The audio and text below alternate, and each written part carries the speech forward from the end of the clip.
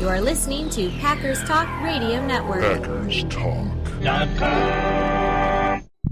Eddie Lacy, Mike Daniels, Gilbert Brown, Don Barclay, Micah Hyde, your Green Bay Packers, yesterday's legends and today's superstars.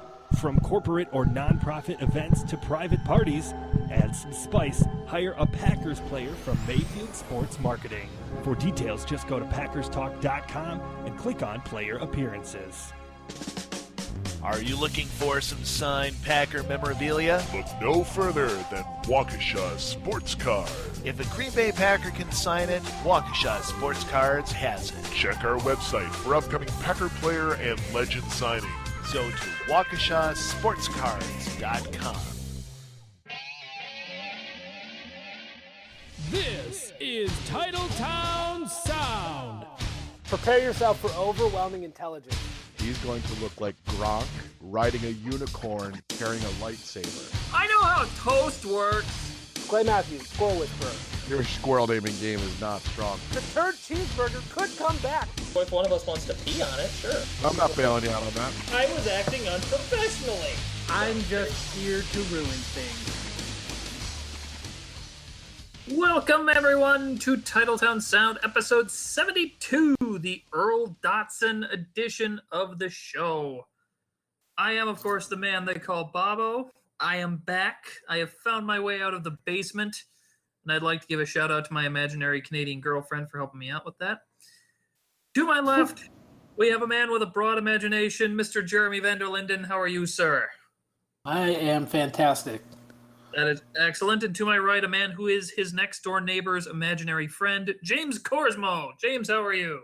I couldn't be better. How the heck are you? I'm pretty peachy. I exist again. I'm not trapped in, the weird basement that smells like fried chicken. If you notice, I didn't ask Bobbo how he's doing because, to be honest, I don't care.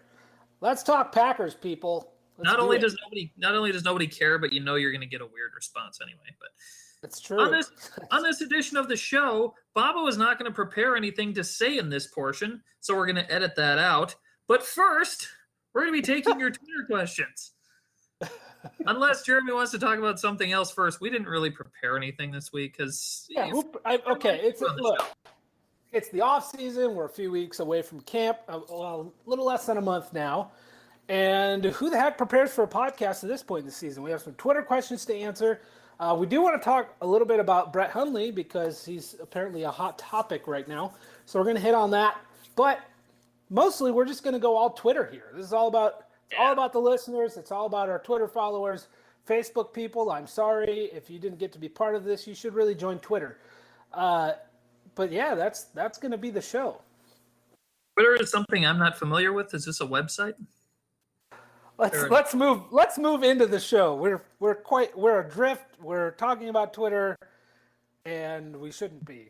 We'll get to that soon enough. But Brett Hundley, yes, there's been some mention of Brett Hundley lately, backup quarterback for the Packers, and I don't know. Is he not long for Green Bay, Jeremy? Is that what you think, or do you think he'll be around for a while, or is he going to be in our basement soon?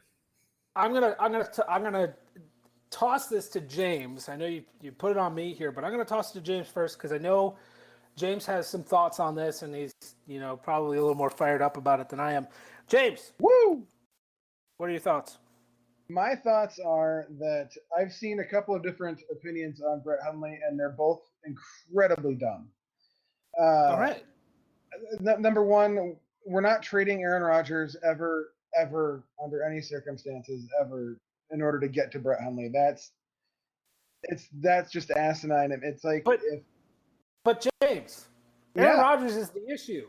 If they had somebody other than Aaron Rodgers, they would have won 7 Super Bowls by now. I know. However, who the heck wants to trade number 12? I don't understand. Yeah, I've read one particular article blew my mind, but we're never trading Aaron Rodgers under any circumstance. I shouldn't say that. It would take a lot. And number one. Number two, Brett Hundley is not it. He may very well be the Steve Young to Aaron Rodgers, Joe Montana. I doubt it. but you never know. Maybe a little less irritating to me, anyway. But I think the thing is, is it possible that he's the Steve Young? Sure, it's possible.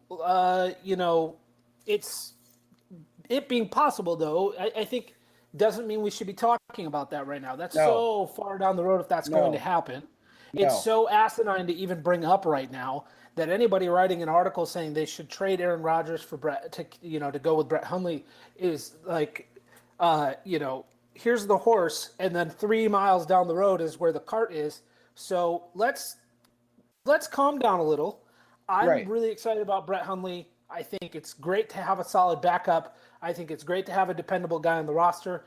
And I think it would be great to trade the guy later for a high-round draft pick and enjoy the spoils of Ted Thompson's quality drafting ability.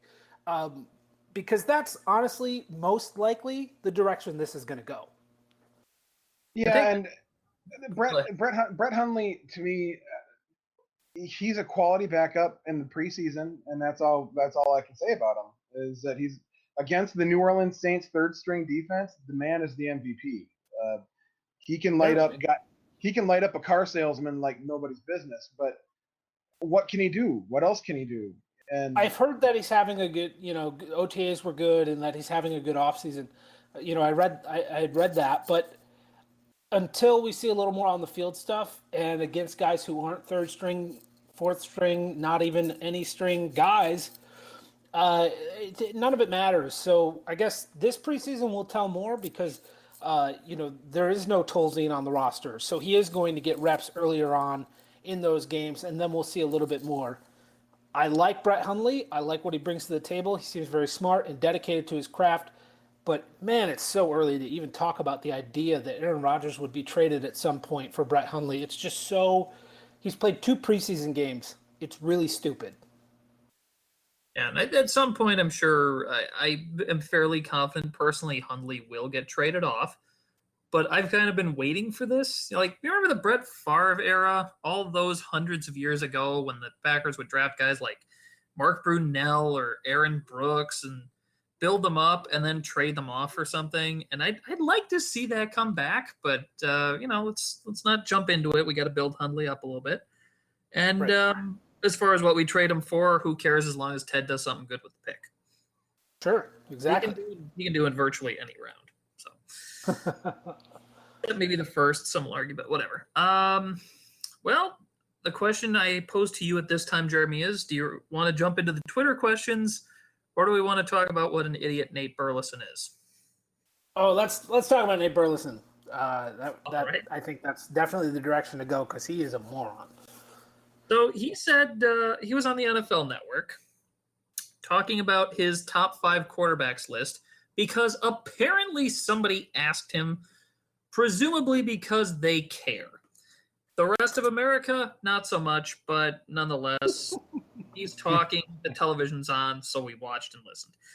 On his top 5 quarterbacks list, there was no Aaron Rodgers. There was Ben Roethlisberger at 5. There was Cam Newton at number 1. There was Russell Wilson and Tom Brady rounding out the top 3. Number 4 was Carson Palmer. Apparently, he'd rather have Carson Palmer, fine quarterback that he is, over Aaron Rodgers. And is Nate Burleson just out of his bleeping mind, Jeremy, or I think he's got some of this rivalry still running through his blood. There's still bitterness because none of this made sense. None of what he said made any sense. He talked about the guys that he had in his top 5 and their skills and how good they are at the things that they do. And that's why they're in his top 5. And then his reason for leaving Aaron Rodgers out of the top 5 was his lack of receivers. So there's something is missing there. You're not making any sense. You're talking about the individual players, which if you want to talk about wide receivers, it's not like Cam Newton had a long list of them. So, none of what he said made any sense. It sounded like bitterness to me. That list only makes sense if you take Carson Palmer out, you move Tom Brady to that 4 spot, you put Rodgers at 3, and 1, 2, and 3 are more like 1A or 1A, 1B. I mean, That's how close those top three positions are, or those top three guys. So it's stupid. Why is Carson Palmer on the list? That's what got me the most irritated was, look, I can listen to morons run their gums all day long about their top 5 quarterbacks and this and that. And I get it. Your team has perennially just sucked and lost to the Packers a gazillion times over the last 20 years. I understand. But Carson Palmer. Right. Carson Palmer. It's the most ridiculous thing ever. And like Bobbo said, like, he's a fine quarterback. I like Carson Palmer. I have no sure. problem with him. But if you're But he's listing not the top Aaron 5 Rodgers. quarterbacks in the league, you don't put. If I'm building a team today, I'm not taking Carson Palmer over Aaron Rodgers. This is just not gonna. It's just never gonna happen. No. So the list makes no sense on that alone.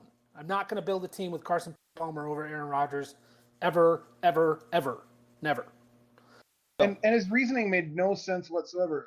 So Aaron Rodgers isn't on the list because of his wide receivers, who include this year a returning Jordy Nelson, a returning Ty Montgomery, a Devontae Adams, who will not be expected to be the number 1 or number 2 guy, a Randall Cobb. What is he so high on Detroit fumes that this is what happens? I don't get it. It's just. I think so. I think he's pretty high. That is the answer. Yeah. Now, of course, Nate Burleson claimed there was no bias and that, of course, he loves Aaron Rodgers very much, which I kind of believe, because how do you not love Aaron Rodgers, really? He's a fantastic person, human being, and welcome on this show any day of the week.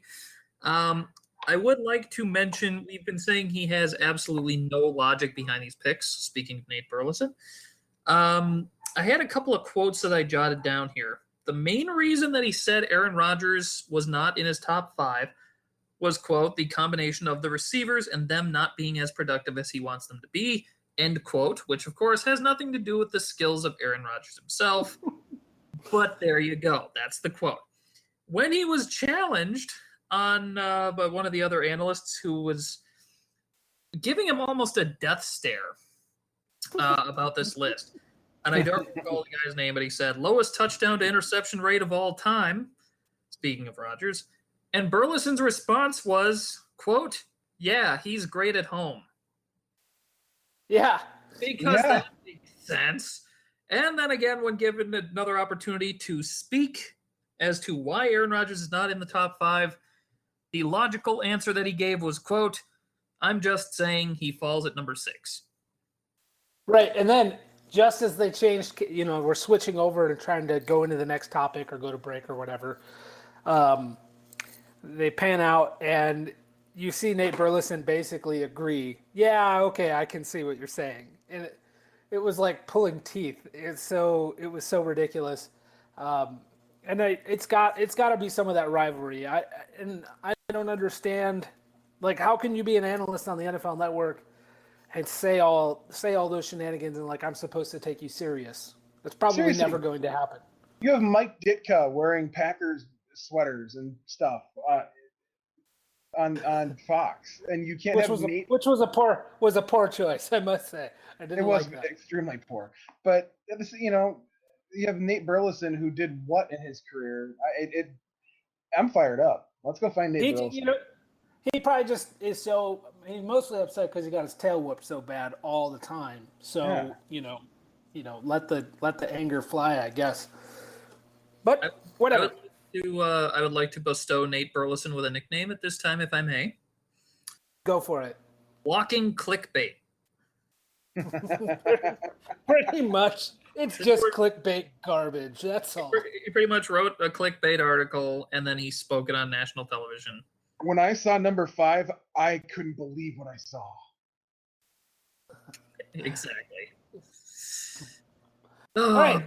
All right. Well, we've Twitter questions about the dumb things. Let's talk about smart things. Let's talk about our listening audience, because we like most of you very, very much. And we asked for your questions. You gave us questions, and we're going to answer a handful of them. Most of them, almost all of them. In a segment we're going to call Answering Twitter Questions. Da-da-da! All right. That's good. That's creative. That's great. Thanks. I thought of that myself. Our first Twitter question comes from @GBIndyJilly, who asks, what are the chances of Janice getting cut? James, I will throw it to you first. Chances of Janice getting cut. Have you seen that man without a shirt on? He is already cut. Oh For real. That guy has a 16-pack in there, and This he's is terrible. This answer is terrible. This is already terrible. Your answer is terrible, and you haven't even given it yet. No. Janice's chances of being cut are equal to mine of actually making the team. I'll put it that way. Very good. Wow. Yeah. I don't know. I don't know. Maybe just less. His chances of being cut are just less of Jared Abbrederis. And that's all I'll say for now. They're pretty close to even. One or two of them are making the team. We got to see what happens in camp. Got to see results. Have to see Janice improve on his route running. Have to see Janice improve on his ability to adjust to the ball downfield and not look like a buffoon. And blah, blah, blah, the Hail Marys. But how many times last season did we see him try to turn for a ball and it wasn't there? He does struggle to catch the ball over his shoulder. It is an issue for him. And those are things that we need to see him improve on. Are those issues because they're issues, or are they issues because he's thinking too much while he's playing? That's also possible. Maybe the game needs to slow down a little more for him. We don't know. Let's see what Jeff Janis does. And we've been pretty consistently patient on the Jeff Janis thing. People need to slow down and just wait. And I saw from JS comments somebody saying that he's the Packers' Randy Moss. What the heck, people? What are you talking about? Jeff Janis, if he was in the realm of Randy Moss, he would be starting, because the coaches are paid a lot of money to be able to recognize that level of quality in a player. If it's not there, it's not there. There's a reason he's not on the field yet. It's as simple as that. Yeah. He'll see the field when he's ready. We'll see what happens in training camp. Dom Capers gets paid a lot of money to make decisions. Oh, I hate you so much. I would also like to say Jeff Janis will not get cut by the Green Bay Packers. The Green Bay Packers will get cut by Jeff Janis. That's how that's going to go. I'm giving a creepy look into my webcam right now. But we're not using webcams. There's no video, Bobbo. You're just staring at nothing. There's nothing saying he's webcamming with us. True. Anyway, all right, let's move on. Woo, our next Twitter question. A little cold water in my face. @Benjamin Jacqueline tweets, which wide receiver doesn't make the roster this fall? Jeremy, your turn to answer first. We just kind of went over this. We have to see what happens in camp, but if I had to predict, I'm saying they're both going to make the roster. Janis and Abbrederis will both be on the roster. They'll go short somewhere else, and it's also possible somebody gets hurt. But who's not going to make the roster? How about Herb Waters, Ed Williams? They're not going to make the roster. So that's really all I got. I can't guess on those other two guys. Devontae Adams will be on the roster. There are people talking about him being cut. He's going to be on the roster.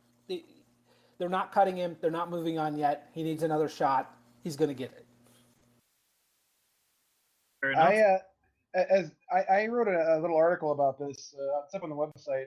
Please feel free to go read it, along with all the other quality content over at Titletown Sound Off. Nice sales pitch. I like it. Hey. But in the article, I go over each wide receiver that has a legitimate shot of making the team. And my conclusion is that I think that if any of them get cut, it's going to be Abbrederis, but I'm not 100% sold that it's going to happen. The other scenario that I could see taking place is Trevor Davis going to the practice squad, at least to start the year until they figure out what they got. But honestly, it's going to be – I think we're going to carry 7 wide receivers on the team. I really do. Well, look at the tight end group. Where's the quality in that group? Are you going to keep 4 of those? I mean, the only three that I would keep is Richard Rodgers, Jared Cook, and then probably Kennard Backman. But Justin Perillo has been one of those guys that he's stuck around and he could definitely earn a spot. But outside of that, I don't see four of those guys being on the roster. I think that tight end group's going to be at three. As far as fullbacks, they're not going to have two on the roster this year. So there's another spot where, okay, maybe we can fit another wide receiver onto the roster. They're not going to have three quarterbacks on the roster this year. That's another spot. So both of those guys have a chance to make the roster. There could be 7 wide receivers. I wouldn't be surprised. I think if they all stay healthy, there will be 7 receivers on the roster. I have to agree. But of course, it's early goings yet. They haven't started playing games. You never know what's going to happen. But I concur. Why not carry an extra receiver when you got talent like this? I'm still pushing for the NFL to switch to allow the A11 offense. Hasn't worked out yet, but maybe someday. Of course. Hashtag A11 at ISU Reppin 12 on Twitter asked us, will Janis be a Pro Bowl starter? And James, I will throw the question to you first.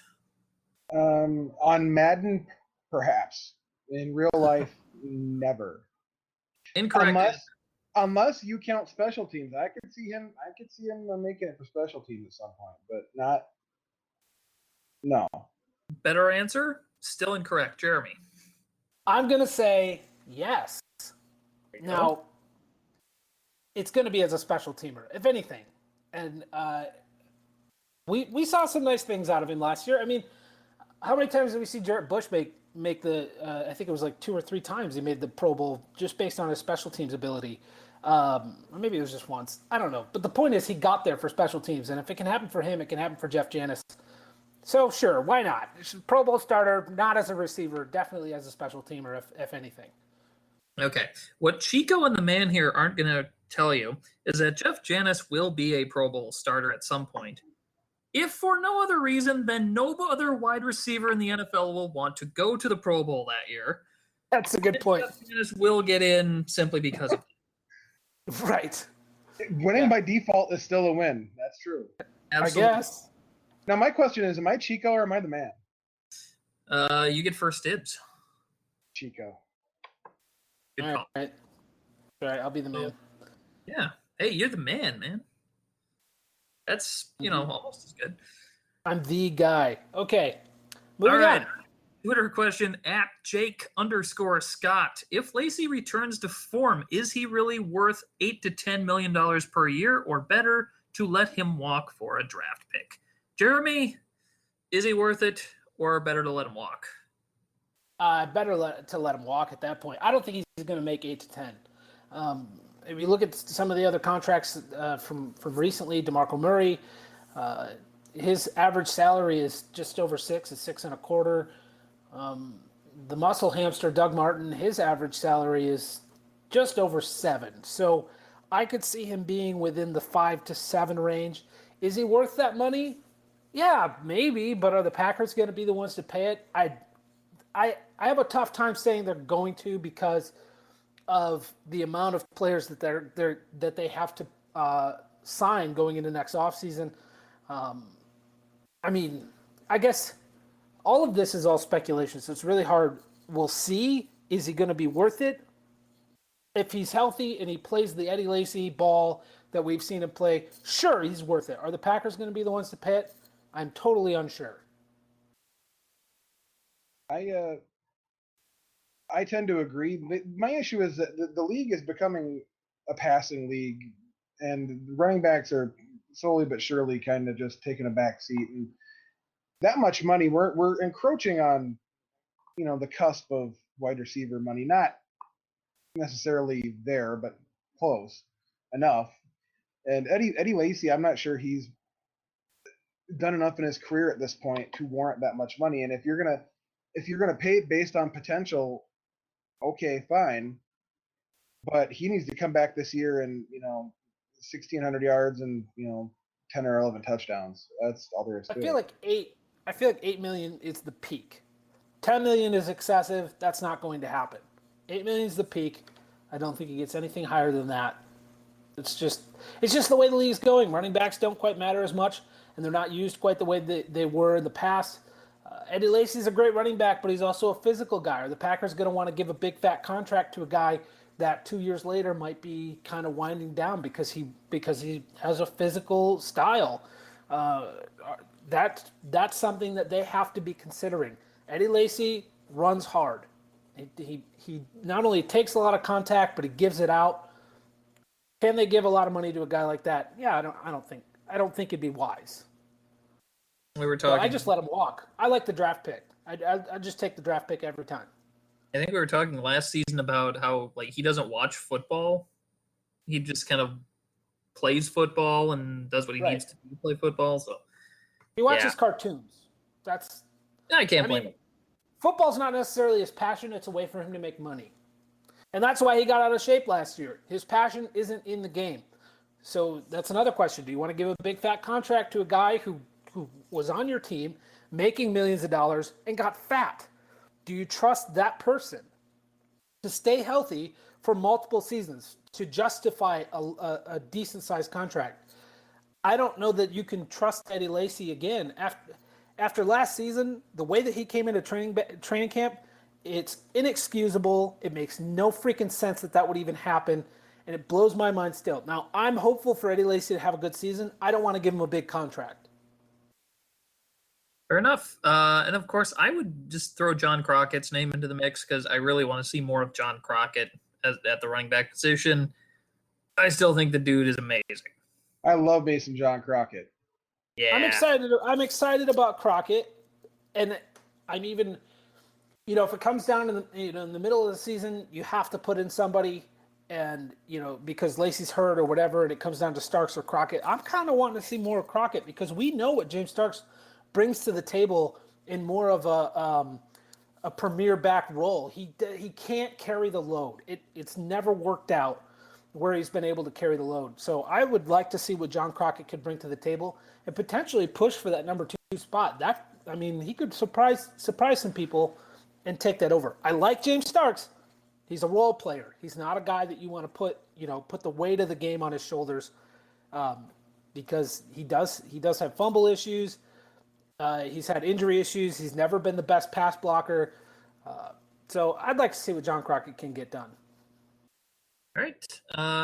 At Andrew Meyer 11 tweeted, just wanted us to talk about Jordy Nelson's health. And James, I will throw that to you first. Not a specific question at this point, but just Jordy Nelson's health. Is it a concern for you? Do you think he's back to 100%? No worries. What's your feeling?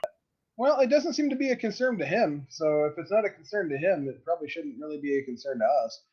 I was watching whatever they chose to show from his charity softball game on TV the other day, and he looked good. He was running around and jumping around, and and in all the interviews he's given, he's saying that he's right there. If he had to play a game this week, he could do it. And I know that the players are conditioned to talk that way, but I believe him. And am I concerned? Yeah, a re-injury would be devastating. But I love Jordy Nelson, man. He's my guy, and I can't picture him lying about his knee when he's okay. So I feel good about it. I think some of that is, pride. He still wants to play, so of course he's going to say he feels all right. And maybe some of it is true. I want to believe that it's true, but I'm just saying there's a good chance that he's got enough pride within him to say, yeah, heck yeah, I can go. Am I concerned about his injury? Absolutely. There's no reason not to be. Jordy Nelson's kind of, he's getting older, and now after what we saw last year with what happened when he was injured, please, dear God, don't make me watch another snap of Green Bay Packers football without Jordy Nelson on the field. Because it was tough all season. Every week we felt like, okay, this is the week they're going to snap out of it and figure some things out, and it never came. So please, Jordy Nelson, don't be hurt. But I'll tell you whose injury I'm more concerned about. Ty Montgomery. I'm concerned that we're going to miss out on an opportunity to see a guy who has all this potential actually reach that potential, because if his injury never heals right, he'll never be what he looked like he was going to be.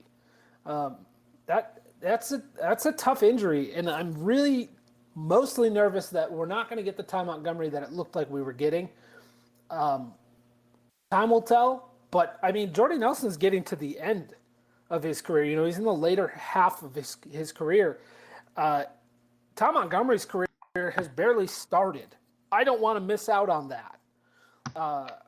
As a fan, I'm looking forward to more opportunities to see what he can do, and mostly, you know, I'm mostly as far as injuries go, I'm concerned about him. All right. Now moving on to a Twitter question from @TTSO Chris, our buddy Chris Kristofco, who couldn't join us tonight. Who wanted to be a total downer, and he asked, "What's that?" Too busy doing yoga. He's much too busy doing yoga. Yes, hot yoga, as opposed to cold yoga. Apparently, I don't know if that's a thing, but he wanted to be a total downer and ask, "What game is the Packers' first loss this season?" And I hope you've got your schedules open. I have my schedule open, and James, I will throw it to you. First loss of the Packers this season, presuming they lose a game. Trick question. They're not losing. I'm kidding. That's a joke. It's a joke. No one's going undefeated. I'll tell you the game I'm most worried about, and that's the very first one. Just because they, have a history of not starting out the greatest. And I think Jacksonville, even though they've lost a couple of players to injury and other things, they're no joke. They're not going to be a rollover team anymore. Other than that, I mean, the Minnesota game, week 2, is starting out their new or opening up their new stadium that looks like a stapler. It would that concerns me a little bit because Minnesota's not going to be a rollover team either. But those 2 games are the trap games to me. I love their Stapler Stadium, by the way. I think it's beautiful. I think it's a gorgeous stadium. Congratulations to the state of Minnesota and the city of Minneapolis. It's a beautiful building. For me is the game that I would be concerned about early on. Minnesota, they won the division last year, and they, with Zimmer, they're a tougher team than they've been in the past. That defense is going to get better. How much improvement will there be for Teddy Bridgewater? We'll see. But that's a team that will contend. They still have Adrian Peterson. And in that building, in their brand new building, there's going to be a lot of hype and a lot of energy and a lot of Vikings fans there pouring energy into the building. It's going to be a tough game. But, I could see them losing in week 2 there, but I could see them winning all the way up until, maybe week 9 against the Colts where that, I could see them winning a big chunk of games to start the season off. That's entirely possible, but I'm a little bit concerned about week 2. Yeah, week 2, to me, I have really bad flashbacks to last Thanksgiving. The homecoming of Favre and, it's this magical moment and everybody's emotional and it's going to be so great. And then we come out and lay the biggest egg against the team that I hate the most, and everybody does, the Bears. And to me, it's like I don't want the emotions of the game itself to interfere with how the Packers play. And dude, I was in school at the time in Chicago. Like, I'm going to school with all these dudes that are Bears fans. The Packers lost on Thanksgiving.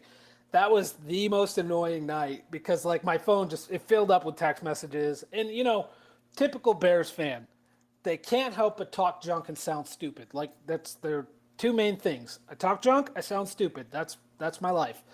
And, of course, it just poured into my phone. It was terrible. And the Vikings fans are the same way. The Packers lose on week 2 to the Vikings in Minnesota. Vikings fans will talk junk the rest of the season. They're already talking junk because they won the division last year. Vikings fans are convinced that they've arrived to the level of the Green Bay Packers. Newsflash, everybody, the Packers had a down season. That wasn't the Packers' full throttle football that we've seen in the past. Hopefully that's what returns, but I don't know that the Vikings are on the level of what we've seen in the last 5 years of the Green Bay Packers. I don't know that they're there as far as offense goes. I'd like to remind Vikings fans, too, that according to Nate Burleson, we have the number 6 quarterback in the league. He didn't even talk about Teddy Bridgewater, so suck it. Yeah, never came up in the conversation. All right. Next tweet comes from @Tomers71. Which heavy underdog pulls an upset on Green Bay this year? And he notes, it happens every season. Jeremy, I will throw to you. Which heavy underdog pulls an upset on the Packers this year? It's going to be terribly stupid, and it's going to be the Texans. Brock Osweiler is going to have some kind of ridiculous game. It's going to be like watching Kyle Orton all over again. Just a guy that you don't expect to be that great, and then somehow he just has your number. I don't know why. The Texans, they've been in shambles for a while. Sure, why not? Why wouldn't they be the team to knock the Packers off? The game that catches my eye that I'm a little worried about, there's two of them, but the one that gets me the more, I kind of worry about that Eagles game in November,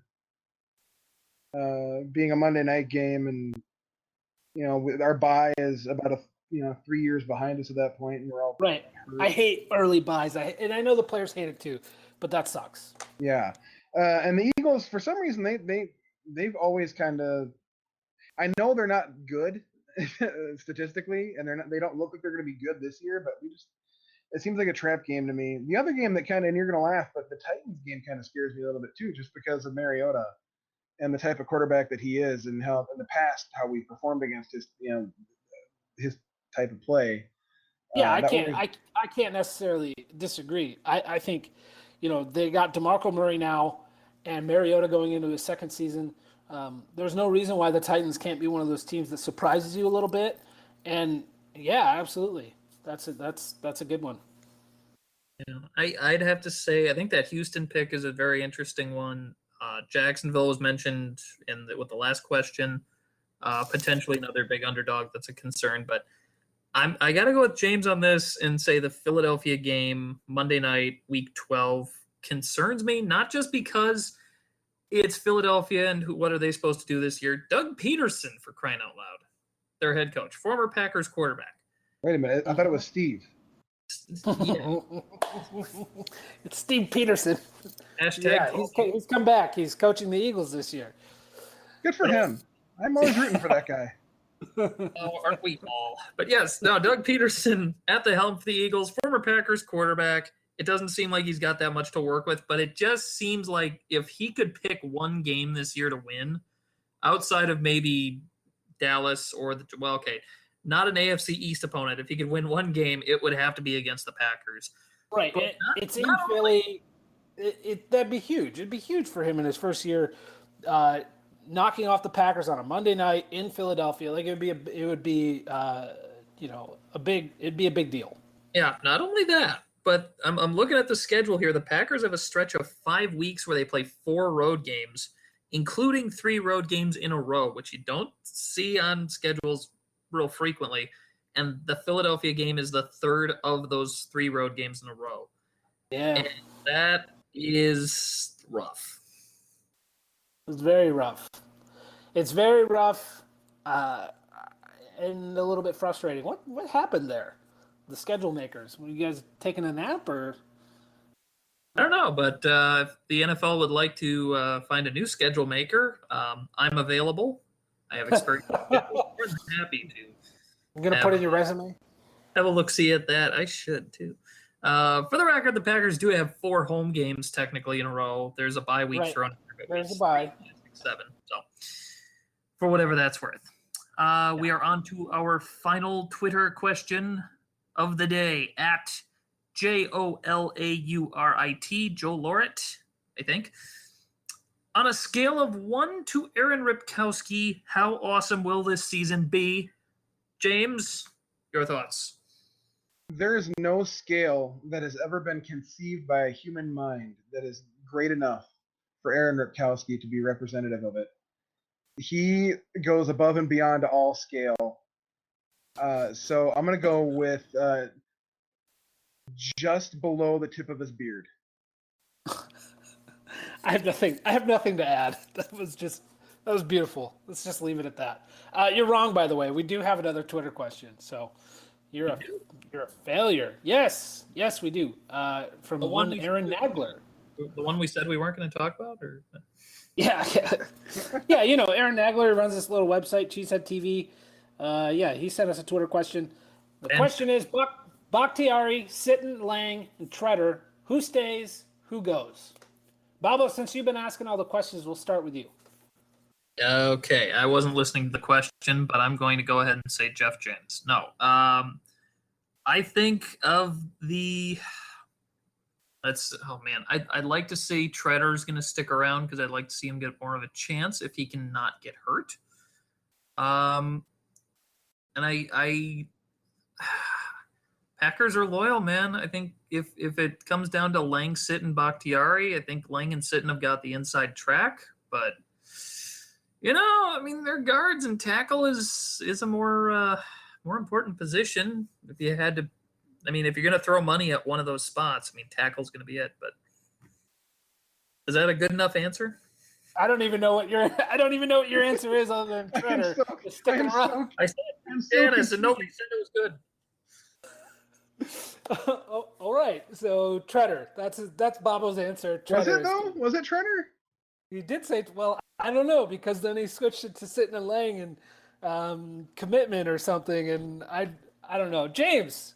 Sitton, Lang, Treader, Bakhtiari. That's my order of staying to go. All right. Oh, okay. I feel like of all those players, I think Bakhtiari is the most likely to be an ex-Packer after this year, which makes me sad because I do like him a lot, and I think he's taken a lot of grief for things that aren't necessarily his fault. And I think that people haven't really given him a fair shake all the time, but. Like Bobbo said, I think the Packers are extremely loyal. Sitton has given them so much. So has Lang, and we have a guy waiting in the wings that can take over for Bakhtiari. So I think that's the deal breaker right there for him. I think it comes down to me. It's going to come down to two of these names. There's 4 names. 2 of them are going to stay. Now, Treader. If he gets a chance to prove that he can play again this year and does what he did last year, he's going to be able to get a decent-sized contract because somebody's going to pay. Teams are always looking for high-quality offensive linemen, and if Treader proves that he can play, somebody's going to pay him.